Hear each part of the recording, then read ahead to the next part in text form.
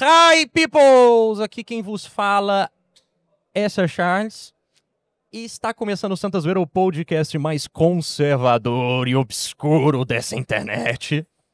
E nós estamos aqui na Expo Católica, na nossa série de vídeos especiais, que nós estamos gravando aqui com convidados fascinantes. E hoje temos um convidado para lá de especial. Mas quero já deixar aqui para você, né? Estamos na Expo com esses episódios especiais. Vão ter uma série de episódios novos aí ao longo da semana, além do nosso episódio padrão. Então, se inscreve no canal, já dá aquele joinha, compartilha, manda para seus amigos. E eu não estou aqui sozinho hoje, temos aqui Yoko Ono, nosso quinto Beatle. Pô, Yoko Ono. O K2 chegou com Eric Clapton, fiquei tão feliz. Eu não ia deixar você ficar com essa. Aí o cara me joga pra Yoko Ono, acaba comigo. Ah, oba, Neiva, tudo bem? Olha aí, Joe. Muito obrigado por estar aqui ajudando a gente, porque o Ian nem se deu de aparecer. Mas hoje estamos com um convidado para lado especial.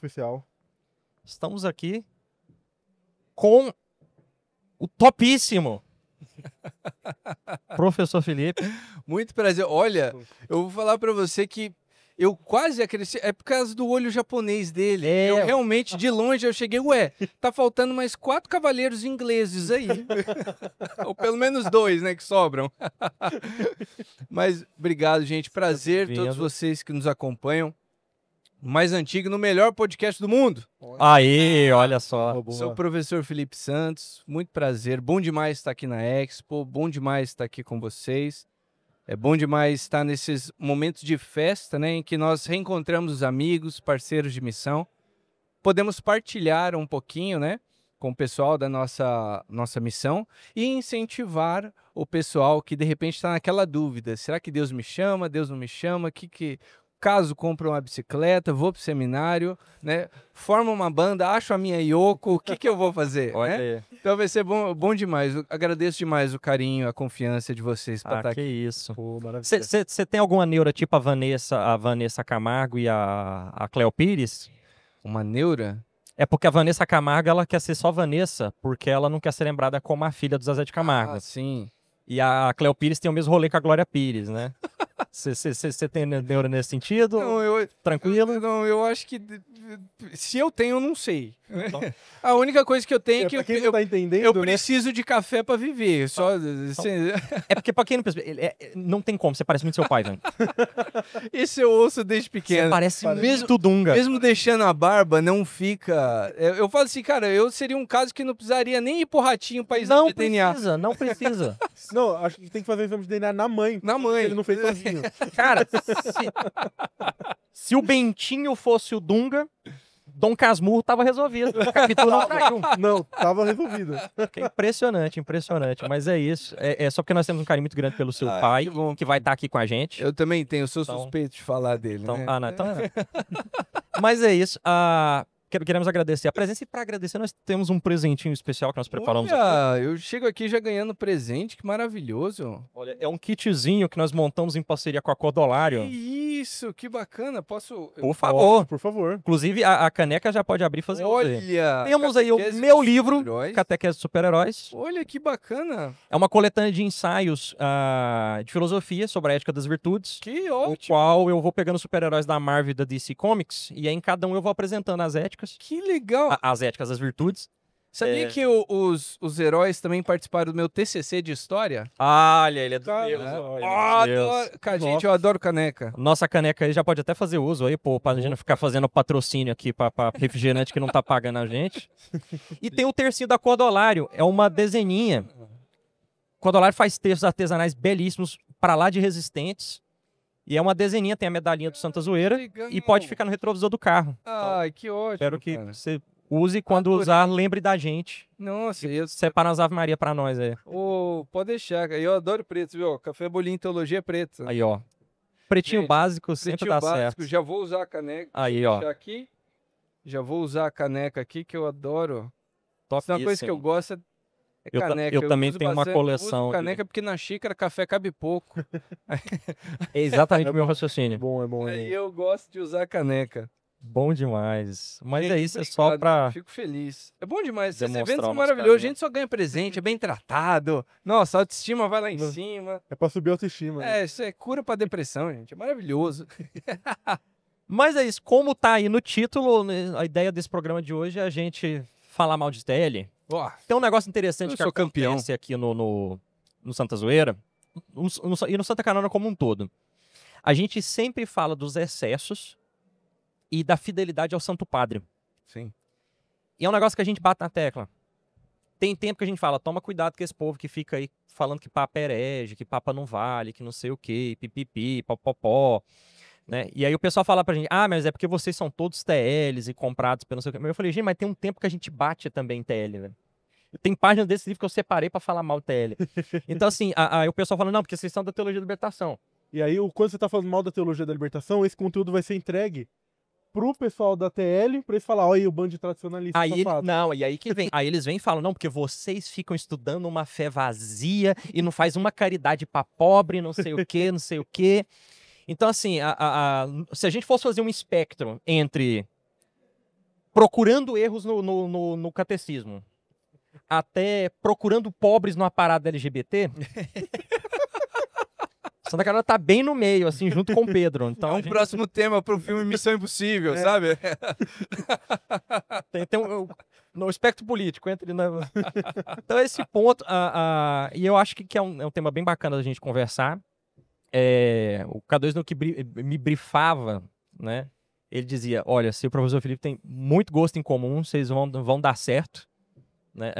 Porque eu sempre fui amigo do pessoal da história, eu sou de letras, mas sempre fui amigo do pessoal de história, e eu acho que vai dar um papo bacana aqui. Vai. Mas para começo de conversa, fala um pouco da sua formação, do seu caminho, do seu trabalho com café, com teologia. Muito obrigado. Olha Comenta só, um pouco aí, por favor. desde pequeno, desde os 6 anos de idade, sou apaixonado por café, por causa do meu avô, seu Chico Nogueira. Aprendi a tomar café com ele, café com farinha de milho, adoçado com rapadura. Aí sim, hein? Ele fazia assim. Depois eu me acostumei ao café sem açúcar, mas cresci na Canção Nova, ali fui vizinho do Padre Jonas durante um bom tempo, atormentei o sono dele, né? Eu pude acompanhar desde criança o meu pai na vida missionária, então eu acabava indo junto, não tinha com quem deixar direito, então tinha que levar a criança que ficava perturbando todo mundo, né? Mas foi muito bom crescer nessa realidade de missão. E aí depois eu sempre fui apaixonado por livros, eu sempre fui nerd desde moleque e decidi fazer história, né? E eu sou o curioso caso do historiador que não é maconheiro, sabe? Eu quase, Curioso o cara do historiador que não é marxista. eu marxista, quase né? segui esse rumo aí, eu fiz metade de uma faculdade de história, e aí eu falei, pô, se pra continuar eu vou ter que começar a usar maconha, então eu vou parar agora. Chegou Chegou na hora, né? Tinha maconha no 1, maconha 2 no Maconha 2, E a né? grade. Falou, Maconha não, a grade- avançado, né? Aí eu falei, não, pra mim já Vou deu. pegar, não. Mas aí eu sempre fui apaixonado por história e, por incrível que pareça, a história me levou à teologia. Tem uma matéria no curso de história que se chama historiografia, que é a forma como você vai estudar, vai A analisar... história da história, né? Isso, você vai escrever a história, como você vai narrar isso. Aham. E dentre vários pontos, né, existe a forma de você analisar uma civilização, escrever uma história partindo do sagrado. E aí eu fui vendo que o quê? Toda a nossa civilização, ela parte do sagrado. Determinados povos, eles têm como certo e errado aquilo que é parte da relação deles com uma suposta divindade. Uhum. Então, se eu tenho uma divindade principal, um deus da guerra, o meu corpo de leis ele vai ter determinadas diretrizes. Eu vou olhar para o meu semelhante de uma determinada forma, o estrangeiro de uma determinada forma, a participação, o desenrolar da sociedade, ele vai ter como ponto de partida o sagrado. Assim, se eu trocar o deus da guerra como um deus da fertilidade, ou um deus da colheita, tudo isso é o ponto de partida daquela civilização. Isso me levou à teologia. Isso começou a me fazer a analisar, tipo, no caso a Canção Nova, né? Qual é o ponto de partida da Canção Nova? Qual é o que nós temos de sagrado? Por que nós falamos isso? Por que eu escuto isso? Então, o Felipe Nerd, historiador, meio sociólogo, começou a nascer ali. Que bacana. E eu lembro que na matéria de História Oriental, História Antiga, Oriental e Clássica, tendo que estudar os povos do Oriente Médio, ali, principalmente a região de Canaã, que é onde você tem um cruzamento da civilização da Mesopotâmia, da Ásia Menor e do Norte da África, onde nós temos os arquivos Panelão mais cultural antigos bizarro. da arqueologia. Você tem ali o cenário do Antigo Testamento, Novo Testamento, e que influencia o mundo até hoje. Uhum. E aí eu, curioso com o meu professor, eu lembro até hoje, o professor Hamilton, falei para ele assim, professor, mas eu preciso entender mais quem eram os jebuseus, quem eram os heteus, quem eram as subdivisões dos cananeus. Aí ele virou para mim e falou assim, Felipe, eu nunca imaginei que você ia me perguntar isso. Eu falei, por que eu? Né? Eu falei assim, porque você tá na Canção Nova. Eu falei, e o que tem a ver? A Canção Nova é Cachoeira Paulista. Estamos todos longe do... A Canção Nova é Cachoeira Paulista, não é em Canaã. Não é em Canaã, pô. Aí ele falou assim, de toda a sala, você é o que teoricamente é mais próximo à Bíblia. Qualquer livro do Antigo Testamento que você abrir aí, você vai ver o território de Canaã. Aí eu falei, mas é outro... Não, pode começar a ver. Do Gênesis ali até o final, dependendo do formato da sua Bíblia, né? Uhum. Até começar o Novo Testamento, o que você mais vai ver é aquele território. Aquilo me fez ficar mais apaixonado pela história do povo de Deus e me conduziu para a teologia. Aí eu tive um tempo trabalhando no Cantinho da Criança, que eu era desenhista e tal, mas eu queria unir a história com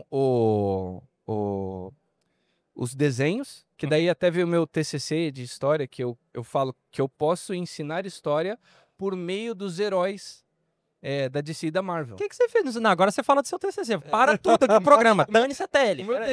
O meu TCC é o seguinte, cada personagem de história em quadrinhos, ele nos aponta um cenário da história do mundo e ele carrega valores e luta contra outros valores. Como, por exemplo, Capitão América, ele é da Segunda Guerra. Quando eu olho o Capitão América, eu vejo o ideal de liberdade americana, eu vejo a bandeira dos Estados Unidos, o livre comércio e tal, e ele está lutando contra o Caveira Vermelha, né? Quando eu olho para os X-Men, eu vejo o período pós-guerra. Eu ainda vejo aqueles resquícios do vilão Magneto que busca a raça superior, né? Mas eu já vejo russo e americano nos X-Men trabalhando juntos, né? Você tem... Vamos lá, o líder dos X-Men, que é americano, o Ciclope. Você tem o Wolverine, que a cidadania dele é canadense. Você tem o Colossus, que é russo, né? E você tem o grande drama do Magneto, que ele fala da raça superior, né? Mas ele é judeu. Ele sofreu com a Segunda Guerra. Você tem o Conan o Bárbaro, que vai falar no mundo fictício, né? Mas ele vai falar sobre o início da evolução da civilização, das civilizações tribais para as primeiras cidades muradas, né? E então, assim, cada herói que eu apresento, né, o Homem de Ferro, ele originalmente ele tá ali como um cenário na Guerra do Vietnã. Então, eu tenho um cenário apresentando, eu tenho um senhor armamentista que até então era visto como vilão. Ele aparece como o salvador da liberdade, né? Então, eu tenho esses personagens no qual eles dão corpo, eles dão cores para ideias. Não é à toa que eles usam determinadas cores. Não é à toa que eles se comportam de determinada maneira. Então, eu sempre eu quis fazer isso porque eu trabalhava com desenho, gostava de desenhar e tal. E posterior a isso, né, eu posso dizer que esse meu TCC ele foi o laboratório para o Café Bolinha e Teologia, que eu comecei a desenvolver formas de ensinar sobre a história, mas com os meus desenhos. Então, eu fazia as aulas tanto na escola que eu lecionei, o Girassol, em Guará, e o Instituto Canção Nova, com os desenhos, e muitos, como é que fala? Muitos personagens, tipo assim, o fantasma, ele fala sobre, é um homem inglês que defende O colonialismo. parte da civilização, os pigmeus da África, Exato. né? Então eu ia fazendo os desenhos, eu deixava os desenhos na lousa e falava, gente, ó, prova agora, matéria tá na lousa, quem quiser copiar, fica à vontade. Felipe, Você é o público-alvo do meu livro, velho. Demais, demais. Cara, eu quero muito... Não, sério, por favor, eu quero muito depois a sua opinião sobre o meu livro, velho. não, Porque eu tenho certeza que você vai gostar do livro. Não, Porque pelo com que você muito falou gosto. aqui, você... Eu falei, pô, mas isso tá escrito ali, velho. Maravilhoso. Maravilhoso, maravilhoso. E aí foi muito legal, cara, porque eu consegui trazer isso, que eu cresci lendo essas coisas, né? E foi isso que me inseriu no mundo, me transformou no professor Felipe. Que Só maravilhoso. que aí eu senti que Deus me chamava a ser algo além de um professor, né? Eu digo assim, que eu sei desenhar, eu toco baixo, muito mal, mas eu toco, né? Mas ninguém repara no baixista mesmo, né? É só o cara com a guitarra estranha faltando corda. Mas a minha essência é ser professor, eu amo ensinar. Fui professor de taekwondo, fui professor de jiu-jitsu, eu adoro ensinar, eu adoro passar isso para as pessoas.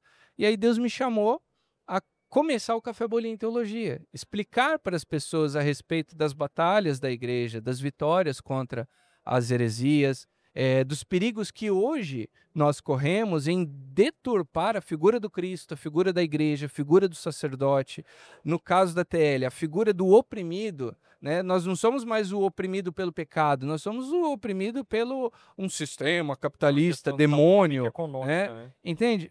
Então, eu comecei a me moldar. Foi interessante que as pessoas começaram, a internet crescendo, principalmente no tempo da pandemia, eu fazia as lives espanterege. E mostrava pontos do catecismo, por que nós pensamos isso, por que nós falamos isso, por que o cristão é convidado a viver isso, de onde vem isso, a ligação catecismo, sagradas escrituras, por que houve um tempo que a igreja não tinha nada disso, e como é que o pessoal fazia? Aí eu falo da importância da autoridade apostólica, da tradição e tal. Então, quando eu percebi, tipo assim, falei, cara, eu daquele moleque nerd, hoje eu me tornei um evangelizador, né? Eu aprendi a amar o que eu faço, eu aprendi a amar falar sobre isso e eu entendi a necessidade disso. Porque a coisa mais confortável para mim é eu passar meu café lá em casa e ler meus livros. Eu vendi um violão para comprar um monte de livro da patrística. A minha esposa fala assim que eu sou o eremita que casou. Eu chego ali e tal, tem hora que ela me lembra que, né, ó, você tem que fazer a barba, hein, cara? Você tem... Meu sonho é ter uma barba assim, ó, ela não deixa. Mas, e aí, por causa, né, de uma mudança cultural no Brasil, uma mudança política e tal, parece que a galera realmente ficou insatisfeita com os abusos da teologia da libertação e tal. E algo que pra gente que estuda história da igreja vê que é muito óbvio, para muitas pessoas não é. Então, esse foi um tema que para mim começou a crescer bastante. Uhum. E no Café Bolinha em Teologia, que deixou de ser só lives, um quadro de um programa que eu apresento, e tem os desenhos de mapa, personagens e tal, se tornou uma plataforma em que a pessoa ela começa seus estudos de teologia ali. Então ela começa a ter ali a introdução, o que é a teologia? O que faz um teólogo? Né? Para que serve o teólogo? Ele não é um leigo comum, mas ele também não é padre. Então, o que é essa peça coringa? Né? Explico ali a questão dos evangelhos sinóticos. Por que são evangelhos? Por que esses três são separados de João? Né? Explico ali a questão de Mariologia, que não existe idolatria a Maria. É um absurdo isso, né? Aí tem também as aulas sobre Atos dos Apóstolos, o início da história da igreja. Tem um módulo lá que é estudo bíblico, que eu conto a história da Bíblia, por que nós temos isso, por que é necessário. Mas se ela foi extinta, a igreja continua do mesmo jeito. Né? Falta uma peça muito importante? Sim, mas a igreja continua. Né? E, enfim, tem muitas outras aulas lá específicas para pregadores, para catequistas e tal. E eu fiquei muito feliz, porque eu comecei a falar com o público que está formando novos cristãos, que não têm tempo de ir para uma faculdade e eles nem têm necessidade do diploma. Eles precisam Do conhecimento. do conteúdo, Eles do não querem conhecimento. trabalhar em teologia, eles querem Eles querem conhecer a conhecimento fé. para Amor pelo guiar jogo. o pessoal. E realmente é o que precisa. Você precisa de um pedaço de papel para quê? Você precisa de algo que realmente resolva o seu problema, né? Sim. Eu vou defender uma tese que ninguém vai ler e qual é a relevância disso? Ah, nenhuma. Ah, porque agora eu sou o doutor. Pô, você é doutor o quê? Entendeu? Não desprezando isso, mas, pô, se o negócio não resolve teu problema, então serve de quê? Né? Só pro teu ego? Então, eu fiquei muito feliz que muitos catequistas, muitos pregadores, muitos coordenadores de grupo de oração, muitas pessoas que estão à frente de pastorais, da família, pastoral carcerária, vêm até para participar do projeto. Por quê? Porque chega em casa, consegue assistir às aulas, consegue tirar dúvida, fala, pô, nunca tinha pensado por isso, nossa, que legal, isso é mais fácil de aprender. Então eu fiquei muito feliz de ver que, tipo assim, o nerd que nunca deixou de gostar de quadrinho e tal, pô, hoje é o professor Felipe Santos, né? Que a melhor elogio que você pode fazer é falar assim, nossa, né? Temos o professor Felipe Aquino, agora tem o professor Felipe Santos. Pô, você me aproximou dele, é meu herói, cara. Então, assim, é um apostolado muito que eu aprendi a amar e, assim, é fantástico. Os frutos, Ah, que graças a Deus, são bacana. muito bons. Pô, que bom. E é um apostolado incrível, cara. Eu tava falando ali um pouquinho antes de você chegar, que eu já acompanho, assim. Eu tava falando, Neiva, pra ele, que quando passaram pra minha lista, né, das entrevistas, eu vi ali, o primeiro nominho meu já era com ele, eu falei, nossa, pra mim já valeu já. Posso fazer Que sua isso, reta. ó, eu louco. Pô, gosto demais, E demais. dentro dos módulos, o terceiro que eu gravei foi o módulo Teologia da Libertação, que é o maior módulo, porque eu preciso explicar para a galera todo o contexto de Guerra Fria, de pós-Segunda Guerra, Guerra Fria, e a intenção, né, vamos lá, do lado vermelho em culturalmente conquistar o Ocidente. E por isso a existência da Teologia da Libertação. Então é legal que a galera fala assim, o quê? Então é além do padre que usa o anelzinho de tucum, né? O Leonardo Boff uma vez botou uma discussão sobre isso, eu acho que seria até bom a gente levantar disso. A teologia da libertação, ela se trata de marxismo na teologia ou teologia no marxismo? Cara, a Teologia da Libertação, ela se trata simplesmente de veneno. Só isso. Não tem. É como se eu pegasse o veneno e falasse assim, ó, o que tem de bom no veneno? Uai, depende. Você não ama a sua vida? Se você não ama a sua vida, o veneno é tudo de bom, porque você acaba com o seu problema naquele momento. Então, assim, a teologia da libertação é como um show de mágica que você sabe que o mágico está te enganando e você está pagando por aquilo, sabe? Mas ela não te leva a um entretenimento. É como uma droga. Você está pagando por algo para ser enganado, para ficar viciado, e aquilo está te destruindo. E por Então, que ela engana? É porque, ó, vamos na raiz do problema. Quando nós temos ali a derrota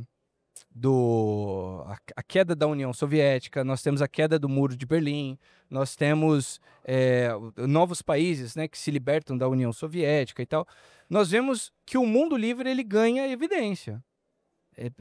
A liberdade ganhou, né? A livre opinião ganhou, o livre mercado ganhou, né? E o que acontece? Tem um livro muito interessante que até eu uso no módulo Teologia da Libertação, que chama Cartas Teológicas ao Socialismo.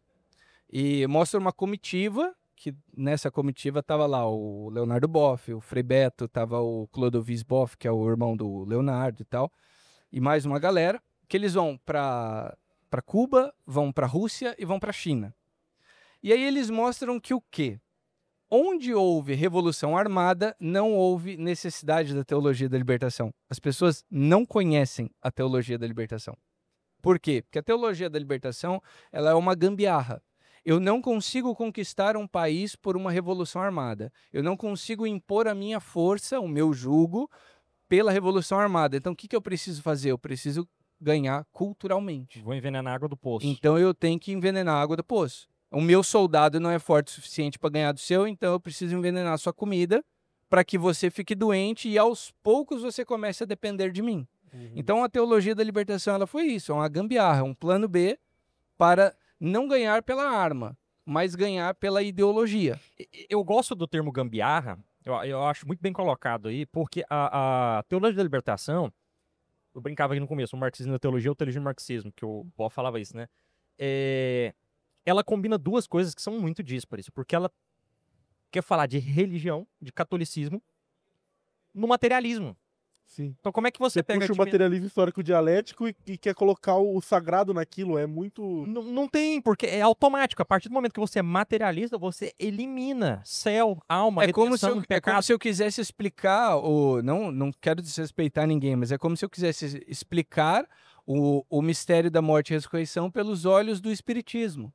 Não faz sentido, são correntes completamente diferentes. Não tem como, é como se eu pegar naquele brinquedo de criança, pegar a peça quadrada e querer colocar na lua. Não vai entrar, não tem como. Exato. Ou eu desfiguro aquilo para caber e deixa de ser o material original, deixa de ser o que é, ou ele não vai entrar, não vai caber, entende? Então, o que vai acontecer ali? Você tem o quê? Eu preciso dividir para conquistar. Então eu venho com esse discurso que o quê? Existe um sistema do diabo, né? Existe o capitalismo que favorece poucos e desfavorece a esmagadora maioria, os pobres oprimidos pelo sistema.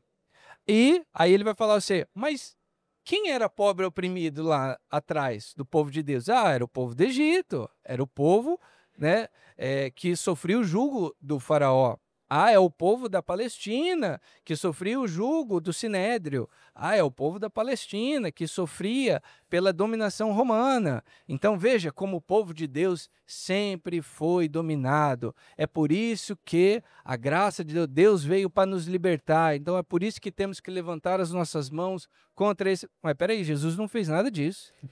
A saída do povo de Israel do Egito é para que uma promessa se cumprisse, é para voltar para casa, é para você voltar para as suas raízes.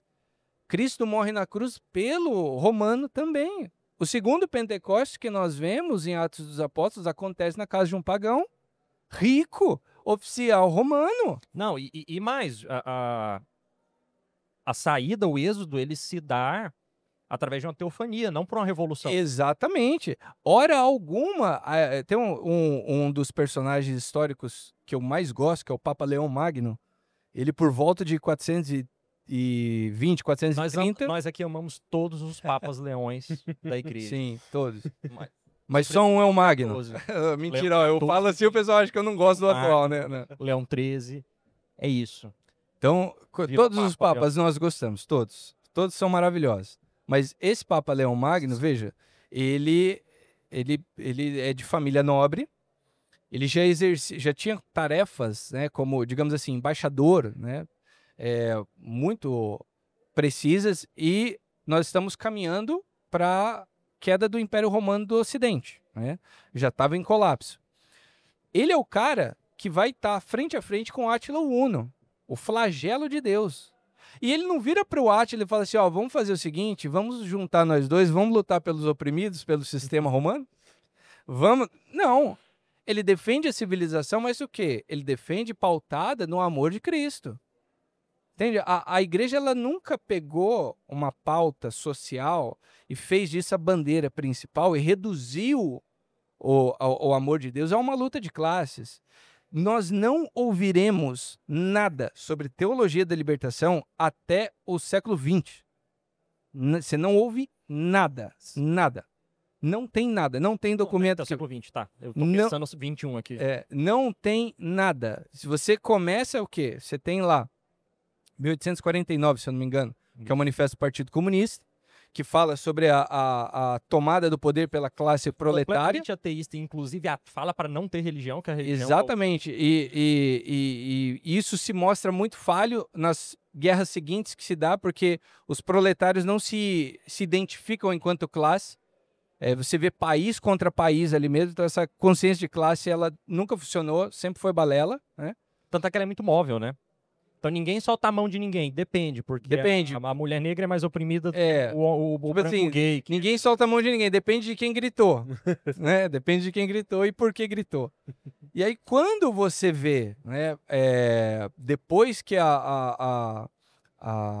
o lado vermelho do mundo entendeu que, tipo assim, olha, ou nós lutamos contra a igreja e a liberdade de expressão e a propriedade privada, ou nós não vamos ganhar nunca. Então, foi preciso diluir esse veneno dentro da mensagem do evangelho para transformar Jesus no Che Guevara do Oriente Médio, para falar que a opressão pelo pecado agora não existe. Vamos lá, o rico com depressão, porque o filho está na droga, ele não é um oprimido, porque ele é rico. É rico. Ele está colhendo o fruto dele, ele tirou, se tem um pobre é porque ele tirou.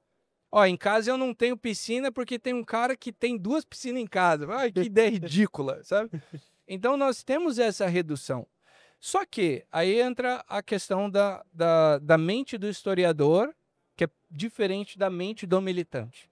Quando nós olhamos para o mundo, no final dos anos 60, que é quando começa a literatura, o peruano Gustavo Gutierrez, que começa a escrever sobre isso, o mundo realmente estava passando por transformação. O mundo estava adaptando novas tecnologias, novas linhas de pensamento, novas culturas. O mundo estava começando um processo de globalização ali. Então a igreja é questionada, como ela é questionada constantemente. Ela precisa dar resposta, o povo olha para a igreja esperando resposta. E você vai ver pessoas assim, realmente tem gente mais desfavorecida, realmente. Vamos apostar em algo novo. Então eu acredito que lá atrás houve, por parte de alguns, uma tentativa de, poxa, eu acho que isso pode dar certo. Eu acho que colocar o oprimido em evidência, eu acho que pode dar certo, ele realmente precisa de mais ajuda. Mas hoje nós vivemos o tempo dos frutos. Hoje nós vemos o quê? Esse pessoal da TL é o descaso com a liturgia, Descaso consagrado de uma maneira geral. é instrumentalização da fé, é um descaso com a Eucaristia. Cristo saiu do altar, entrou a classe que eu quero ganhar voto. Então, peraí, eu preciso falar do transexual, então ele sobe ao altar.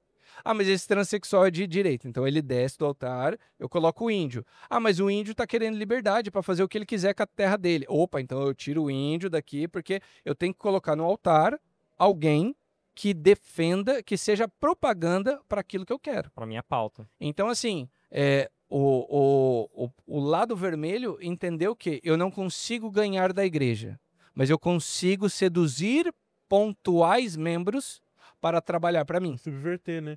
Entendeu? Eu acho que falta pouco para eles dizerem que, na verdade, o vilão da história é Jesus. Porque o diabo ofereceu para ele no deserto pão, ele não quis comer. Olha que orgulhoso. Né? Não quer ajuda de ninguém. Ele ofereceu todos os reinos da terra para ele só para ajoelhar, não estava nem vendendo. Olha que orgulhoso. Ele não foi humilde. Judas precisa entregar ele porque ele não estava querendo fazer a revolução e liberar o povo. Exatamente. Judas foi um revolucionário. Ele que deu pontapé. Né? Jesus não queria se entregar, ele estava guardando a divindade só para ele, a salvação só para ele. Ah, burguês safado. Né? Que São Judas foi lá e entregou o cara, entendeu? É o guerrilheiro proletário que foi entregar. Poxa, então assim, eu vejo o absurdo que é criado em torno do sagrado, a maquiagem falsa que é feita, e vendido isso como se fosse a coisa mais linda do mundo. Eu acho que isso é justamente a consequência do materialismo que a gente estava falando mais cedo, porque quando você tem um pensamento materialista e você está trabalhando com o sagrado, com o divino, inevitavelmente você vai cair nisso que eles estão fazendo. Porque se você é materialista, não importa você seguir certinho o missal. Isso aí vira secundário. Né? O missal vira, na verdade, uma prisão, né? Se você for pegar lá os livros do Leonardo Boff, tem um lá que é o clássico dele lá, que é o Igreja, Carisma e Poder. Igreja, Carisma e Poder. Que eu não sei porque a capa é azul, tinha que ser vermelha, né? Mas ele fala sobre a questão da criatividade litúrgica, fala sobre as comunidades eclesiais de base que elas devem se ocupar, né, com problemas da sociedade, não questões salvíficas, né? Nós vemos ali em outras literaturas lá, que vai falar lá a teologia do cativeiro, que vai falar sobre isso, essa tornar a revolução sagrada, né?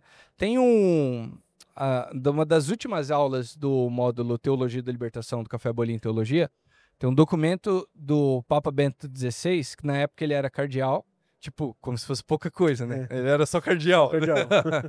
É de 84, se eu não me engano, que ele fala sobre, ele dá o parecer sobre a teologia da libertação.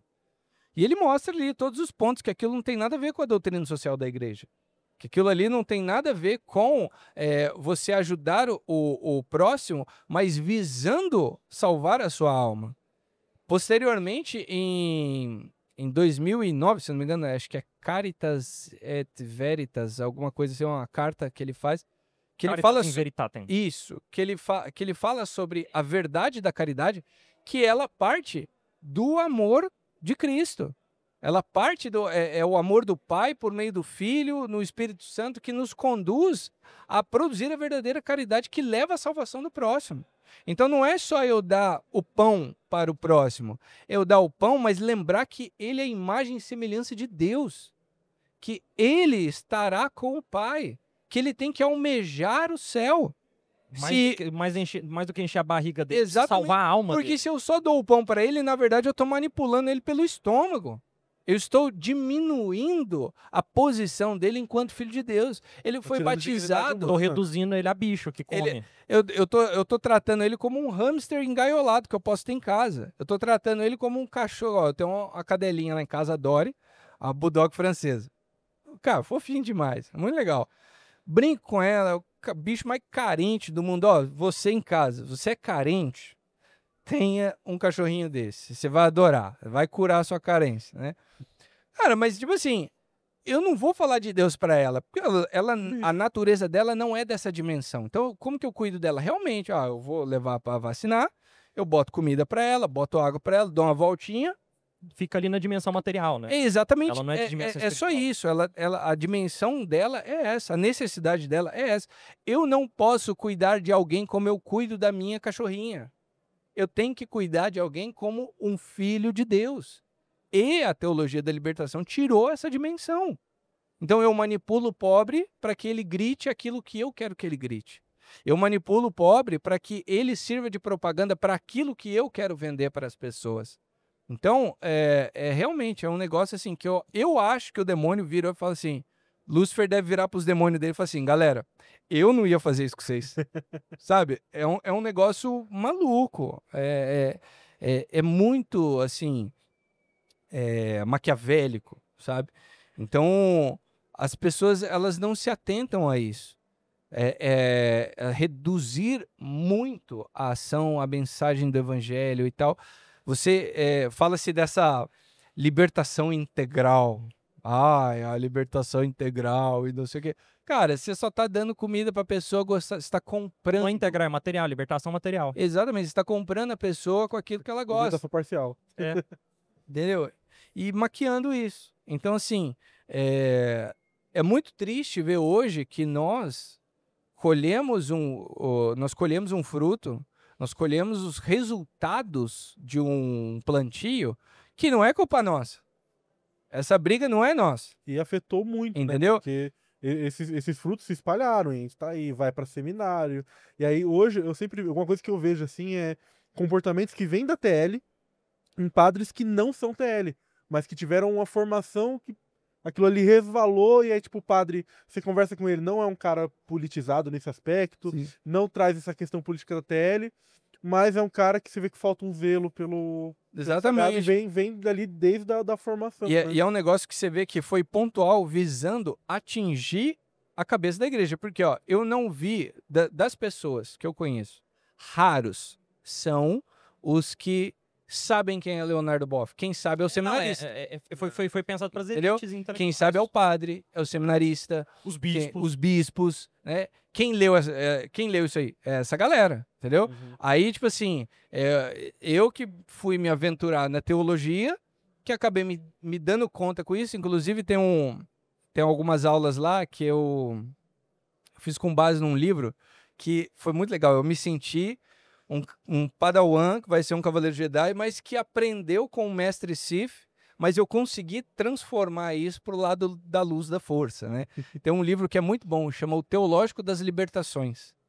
Cara, assim, é do irmão do Leonardo Boff, do Clodovis Boff. Que mudou agora totalmente e é um dos maiores mudou. críticos, né? Mas, tipo assim, eu, na minha opinião, na minha singela opinião, esse cara, para mostrar que mudou mesmo, o esforço que ele fez lá atrás, ele tem que fazer agora, para destruir o que ele fez. Porque não adianta nada eu ficar 10 anos sujando a sua casa e depois de 10 anos eu dou um tapinha nessas coisas. Pô, cara, tava errado, desculpa, e vou embora. Ah, no mínimo, eu tenho que limpar a bagunça que eu fiz. No mínimo. Então, o que você escreveu para sujar? Agora você escreve para limpar. Agora você exorta a galera a limpar. Você dê testemunho disso. Porque só dar tchau e ir embora é muito fácil. Mas, enfim, ele é um livrinho amarelinho. A capa é como se fosse um desenho de um monte de casa de madeira, fiarada passando assim. E ele fala desse dever do teólogo. Então, assim, eu senti que aquele livro era para mim, né? Porque eu me formei e falei, cara, e agora? Eu faço o quê? Qual é o dever do teólogo? Sou teólogo, faço o quê? Né? Porque eu continuo não sendo padre. Eu continuo sendo leigo. E aí? Eu, enquanto historiador, sabia o meu lugar. Mas eu, enquanto teólogo, não sei. E aí é interessante que ele vai defender a tese de que o quê? O desenrolar da história é como se fosse camadas do solo. Você tem ali a cultura, você tem a política, você tem as transações comerciais, você tem o entretenimento, você tem tecnologia, você tem tudo que compõe uma sociedade. Tudo que a sociedade vai viver, conflitos, coisas boas, coisas tristes e tal. No meio de tudo isso, como se fosse um fio condutor, passa a graça de Deus. No meio de tudo isso. Perfeito. No meio de tudo isso passa a graça de Deus. E onde entra o teólogo? O teólogo é o cara que se agarra a esse fio e fala para a galera, é por aqui que isso está passando. Fantástico. Só que, por onde passa esse fio? Pela revolução. O cara, ele derrapa na última volta, ele derrapa. passa pela revolução. Tanto é que no final deste livro Tô aqui perfeito. tem como se fosse um diálogo de 3 personagens fictícios, um militante, um teólogo e um vigário. E eles estão discutindo sobre... E a discussão é muito boa, porque são realmente problemas que nós vivemos até hoje, né? Até onde pode ir o padre? Até onde isso resolve o meu problema? Até onde eu posso ser livre? Até onde eu preciso carregar a minha cruz? Até onde... Então, são questões verdadeiras que a gente carrega. E aí é muito interessante que tem um exemplo que o teólogo dá, né? Ele fala assim que quando houve a Revolução Cultural na China, né? Foi uma revolução violenta. Inclusive, nas aulas de Teologia da Libertação, tem um livro que eu uso lá, fala 1969, na China comunista, um negócio assim. São depoimentos de pessoas que viveram o processo. Então, é bancário, é camponês, é professor, é líder partidário. Eles descrevem o que eles viveram ali. E ali fala sobre tantos padres que foram perseguidos, tantas pessoas que perderam suas propriedades, tantas pessoas que foram espancadas, né, em praça pública, mas em benefício da revolução. E a revolução, ela é uma graça. Olha que loucura. Só que essa graça, aí que está o veneno menos diluída, direto ao ponto, é uma graça para aqueles que atuam na revolução. Não é uma graça para aqueles que se beneficiam porque alguém lutou e eu não lutei. Eu não vou sentir o benefício dessa graça. Ela não vai transbordar em mim. Ela não é para mim, porque eu sou um covarde. Muito menos para aqueles tipo que... Viking Valhalla, você tem que morrer batalhando. Muito menos para aqueles que foram contra isso. Então, tipo assim, a graça de Deus é uma graça para o revolucionário. Então, tipo assim, se eu tenho uma mentalidade salvífica no qual eu entendo que a salvação ela é muito além de um processo de mudança de governo, né? Ou seja, eu preciso me agarrar a esse verdadeiro fio condutor e falar para as pessoas, gente, esses conflitos eles vão passar, mas aquilo que é de Deus ele não passa. Ele diz, céu e terra passarão, mas a minha palavra não passará. Então, esse é o fio condutor que nós temos que segurar. Eu tô assim, parece que eu sou um nazista, né? Alguma coisa assim. Tem que cuidado com Fora de contexto, né? Esse aí esse aí ainda é tranquilo, não pode esticar a mão. É verdade. Aí, esse é o verdadeiro fio condutor. Então, imagina, é isso que foi plantado na cabeça de tantos seminaristas que olharam para o seu ministério e viram, isso não é o suficiente.